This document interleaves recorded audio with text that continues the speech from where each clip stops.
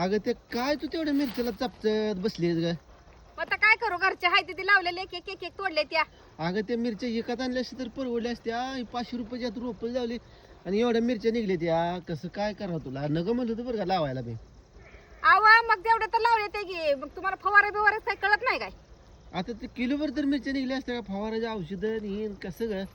तेवढं चार तुला चार लावून म्हणत होती एकात आणल्या असते परवडल्या असते. त्याला तोडाला तो एक दिवस गेला तुझा. एवढे दिवस जातोय. मग काय केलं तू काल दिवसभर त्याला ती आबदली की बागत थोडं आली करून काम त्याच्यात माग लागली अगं. आता हाय ती तर तोडायला लागणार आहे ते. ती बी पाक बुकडून गेलेले मिरच्या बघा, त्याला फवार नाही काय नाही, सगळे चिलटण आणि डाळिंबर सगळे चिलट बसायला लागली त्याला. एवढ्या राहिल्या एवढ्या मिरच्या म्हणल्यावर कसं शेती व्हायचं का.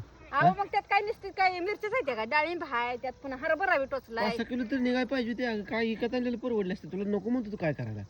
रोप तर डाळिंबी चांगली दिली त्याला फवारले अहो, चार चार अगं 3 वेळा फवारले त्याला. खायत हिरव्या मिरच्या. 3 वेळा फवारली मी त्याला. न मग हिरव्या मिरच्या तर खायत त्या नाही त्या काय नाही त्याच्यात बघ ते मिरच्या झाडात. मुलकाचे महाग आहे त्या. मग आता फवार नसल्यावर त्याला काय यावं. बरं बाई तू काय मला बोला आहे काय नाही उचलते चल राहू दे.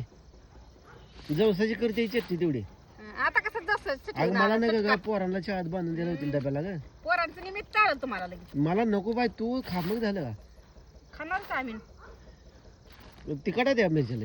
लय तिखट आहे त्या. हिरवी मिरची तर लय तिखट आहे. मग ही लावलं वाळलेली नसतं कोणाला बरं झालं असतं वाटा लागले बिन कामाचं 500 रुपये गेलं. 500 रुपयात मिरच्या किती आल्या असते येडे.